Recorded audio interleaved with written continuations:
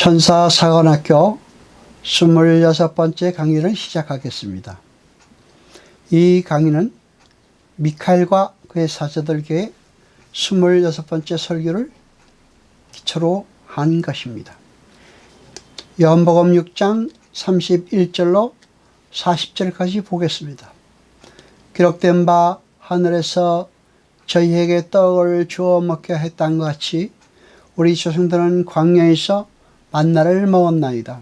예수께서 이르시되 내가 진실로 진실로 너희에게 이르노니 하늘에서 내린 떡은 모세가 준 것이 아니라 오직 내 아버지가 하늘에서 내린 참떡을 너희에게 주시나니 하나님의 떡은 하늘에서 내려 세상에게 생명을 주는 것이니라. 저희가 가로되 주여 이 떡을 항상 우리에게 주소서. 예수께서 가라사대 내가 생명의 떡이니 내게 오는 자는 결코 줄이지 아니할 터이요 나를 믿는 자는 영원히 목마르지 아니하리라. 그러나 내가 너희더러 이르기를 너희는 나를 보고도 믿지 아니하는도다 하였느니라. 아버지께서 내게 주시는 자는 다 내게로 올 것이요 내게 오는 자는 내가 결코 내어 쫓지 아니하리라. 내가 하늘로서 내려온 것은 내 뜻을 행하려 함이 아니요 나를 보내신 이의 뜻을 행하려 함이니라. 나를 보내신 이의 뜻은 내게 주신 자 중에서 내가 하나도 잃어버리지 않고 마지막 날에 다시 살리는 이것이니라. 내 아버지의 뜻은 아들을 보고 믿는 자마다 영생을 얻는 이것이니 마지막 날에 내가 이를 다시 살리리라 하시니라. 아멘. 유대인들이 보여달라고 요구하는 표적은 그들이 모세의 이적 중에서 가장 대단한 것으로 여기는 만나의 공급과 연관된 것입니다. 유대인들은 그러한 모세의 이적을 계속적으로 행할 수 있는 메시아를 기대하였던 것입니다. 그런데 예수님께서는 모세가 너희 조상에게 주었던 만나는 하늘에 속한 생명을 가져다 주지 못했다.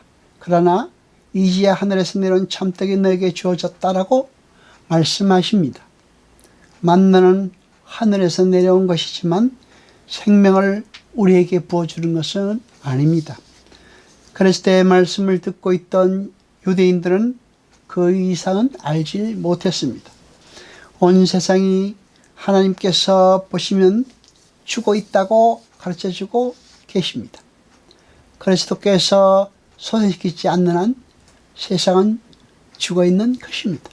그 까닭은 생명은 예수 그리스도 안에만 존재하기 때문입니다.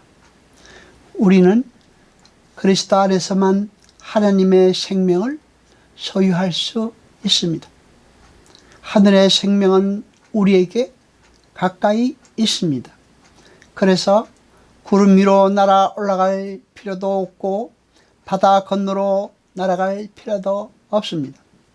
아무도 주님께로 올라갈 수가 없어서 그리스도께서 우리에게 내려오신 것입니다. 예수께서 가르치되 내가 곧 생명의 떡이니 내게 오는 자는 결코 줄이지 아니할 터이요 나를 믿는 자는 영원히 목마르지 아니하리라 하셨습니다. 아멘. 여러분, 이 교훈은 두 가지 부분이 있는데 하나는 우리가 생명을 어디서 구해야 할 것인가에 대한 것이고 하나는 우리가 그 생명을 어떻게 소유할 것인가에 대한 말씀입니다. 우리의 몸과 영혼을 비유해서 말씀하신 것은 그리스도의 은혜를 더욱더 분명히 인식시켜 주시기 위함입니다. 왜냐하면 우리가 그리스도께서 우리의 영혼을 먹여주시는 떡이 된다는 말을 들을 때에 이 말씀은 더욱더 깊이 우리 마음에 새겨질 것이기 때문입니다. 그러나 먹는 것은 믿음의 결과이지 믿음 그 자체는 아닙니다. 믿음은 멀리서 그리스도를 바라볼 뿐만 아니라 그리스도를 영접하여 우리의 소유가 되게 하고 우리 안에 거하게 하기 때문입니다. 믿음은 우리로 하여금 그의 몸 안에 연합되게 하고 그와 함께 생명을 공유하게 하며 한마디로 말해서 그와 하나가 되게 합니다. 그러므로 믿음이 어떻게 우리를 그에게 연합시키는가에 대해서 이해한다면 우리가 믿음에 의해서만 그리스도와 연합할 수 있다는 걸 알 수 있을 것입니다.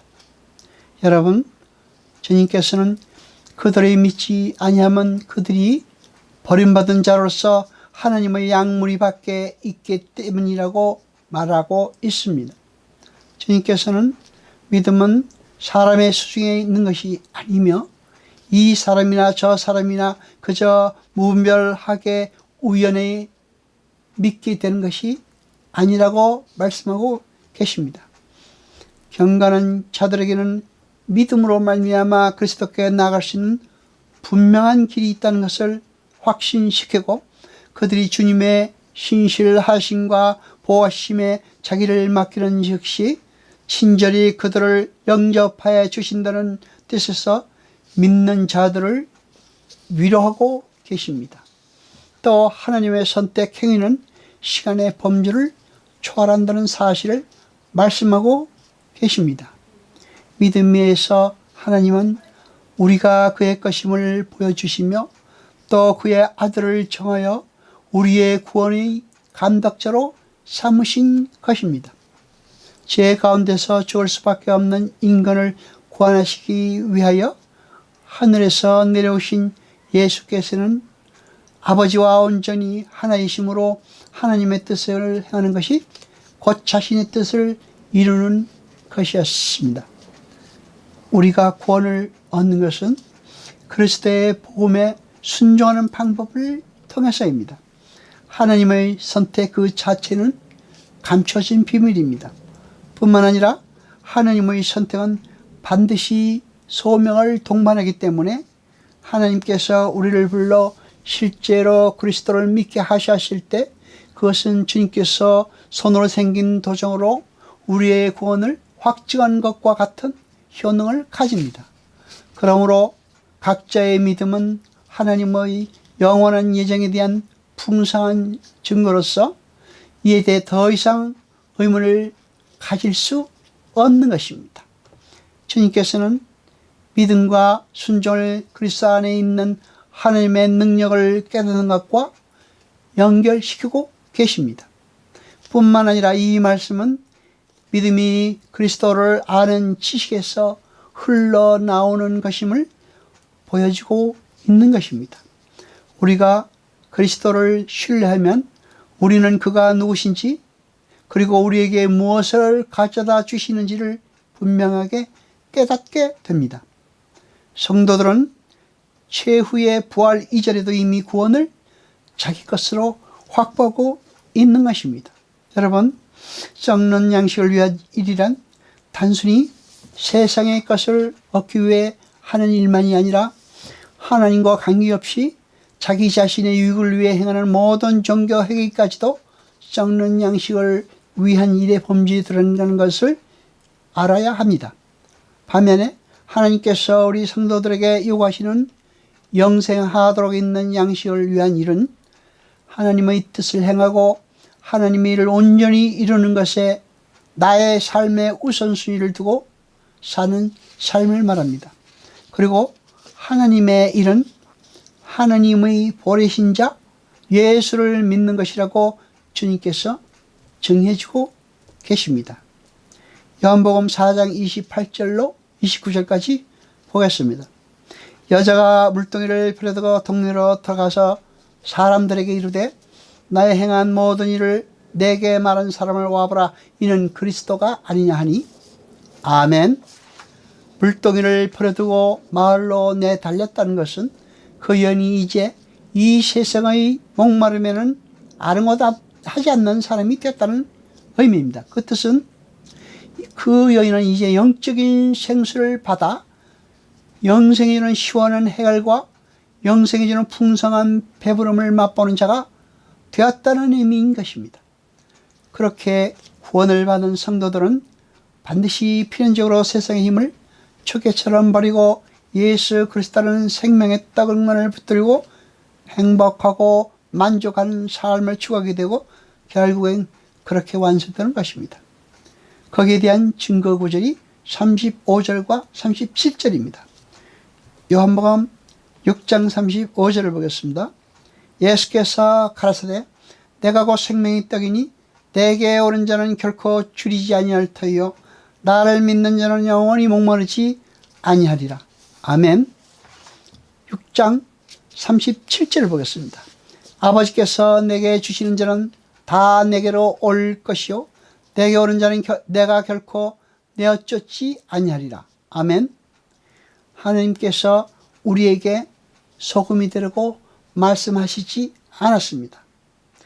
너희는 세상의 소금이라고 말씀하셨습니다. 여호와 아버지 하나님 거룩하시며 세세토록 영광과 찬송 받으소서. 말씀을 들을 때 깨닫게 하시며 우리로 진리를 알게 하소서. 이 모든 것 감사드리며 우리 주 예수 그리스도 이름으로 기도드려옵나이다. 아멘.